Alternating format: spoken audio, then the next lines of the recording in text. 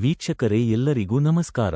ಸರಿಗಮಪ್ಪ season 21ರ grand finale ನಿನ್ನೆ ಅದ್ಭುತವಾಗಿ ನಡೆಯಿತು. ಎಲ್ಲರ ನಿರೀಕ್ಷೆಗೆ ತಕ್ಕಂತೆ ಸ್ಪರ್ಧೆಗಳು ತೀವ್ರವಾಗಿ ನಡೆದವು. 6 ಜನ ಫೈನಲಿಸ್ಟ್ ಸ್ಪರ್ಧಿಗಳು ಹೋರಾಟ ನೀಡಿದ್ದು, ಪ್ರತಿ ಹಂತಕ್ಕೂ ದೊಡ್ಡ ನಿರ್ಧಾರಗಳೇ ಕಾಯ್ದಿರುತ್ತವೆ. ನಮ್ಮ ಬಾಳು ಬೆಳಗುಂದಿ ಅವರು ಗ್ರಾಂಡ್ ಎಂಟ್ರಿ ನೀಡಿದ ವೇಳೆಗೆ ವೇದಿಕೆಯು ಜೋಶ್ ತುಂಬಿತ್ತು.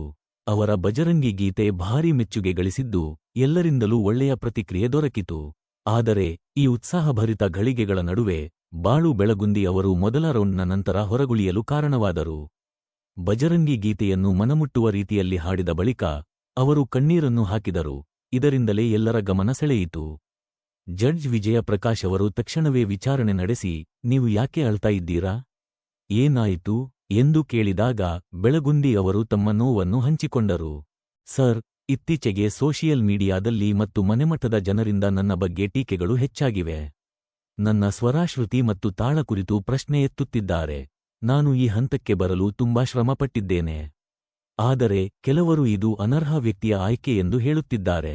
ಇದರಿಂದ ನನಗೆ ತುಂಬಾ ನೋವಾಗಿದೆ ಎಂದು ಹೇಳಿದರು.